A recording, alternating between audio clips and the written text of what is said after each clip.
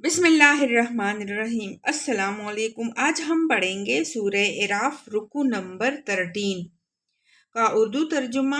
और क्या उन लोगों को जो साबिक अहले ज़मीन के बाद ज़मीन के वारिस होते हैं, इस अमरे वाक़े ने कुछ सबक नहीं दिया कि अगर हम चाहें तो उन लोगों के कसूरों पर उन्हें पकड़ सकते हैं, मगर वो सबक आमोज हक़ाइक़ से तगाफुल बरतते हैं और हम इनके दिलों पर मोहर लगा देते हैं, फिर वो कुछ नहीं सुनते।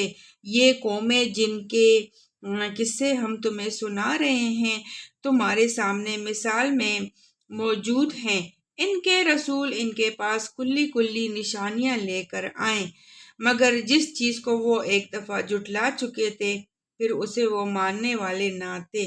देखो, इस तरह हम मुनकरीन हक के दिलों पर मोहर लगा देते हैं। हमने इनमें से अक्सर में कोई पासे अहद ना पाया, बल्कि अक्सर को फासिक ही पाया।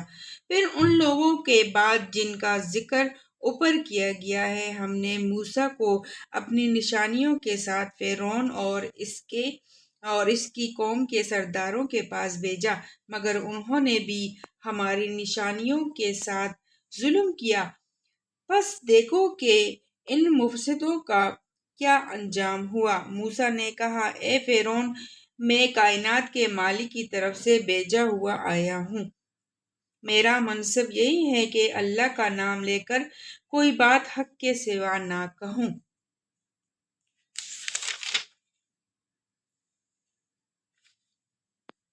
मैं तुम लोगों के पास तुम्हारे रब की तरफ से सरीह दलील मामूलियत लेकर आया हूँ, लिहाजा तू बनी इसराइल को मेरे साथ भेज दे।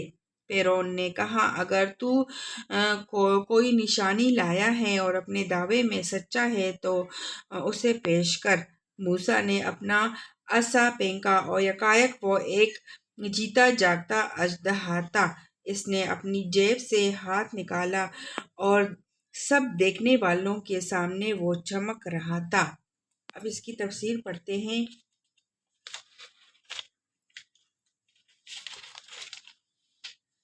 लफ्ज़ फिरौन के मायने हैं सूरज देवता के औलाद। कदीम अहले मिस्र सूरज के जो इनका महाद योरिया रब्बे आला था दाए कहते थे, और फिरौन इसकी तरफ मंसूब था।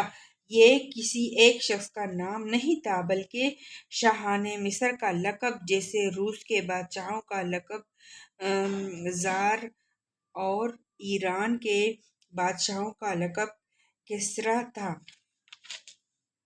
मूसा अलैहिस्सलाम का दावाए नबूवत अपने अंदर खुद ही ये मायने रखता था कि वो दरअसल पूरे निज़ाम जिंदगी को बहैसियत मजमूई तब्दील करना चाहते हैं, जिसमें लामहल्ला मुल्क का सियासी निज़ाम भी शामिल है, क्योंकि रब्बुल आलमीन का नुमाइंदा कभी मती और रईयत बनकर रहने के लिए नहीं आता, बल्कि मता और राई बनने ही के लिए आया करता है। और किसी काफिर के हक हुक्मरानी को तस्लीम कर लेना इसकी हैसियत रिसालत के कतन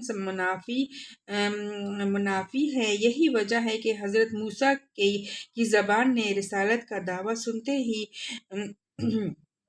हज़रत मूसा की ज़बान ने रिसालत का दावा सुनते ही फिरौन और इसके अयान सल्तनत के सामने सियासी और माशी और तमदनी इनकलाब का खतरा नमूदार हो गया, और उन्होंने समझ लिया कि अगर इस शख्स की बात चली तो इक़्तिदार हमारे हाथ से निकल जाएगा।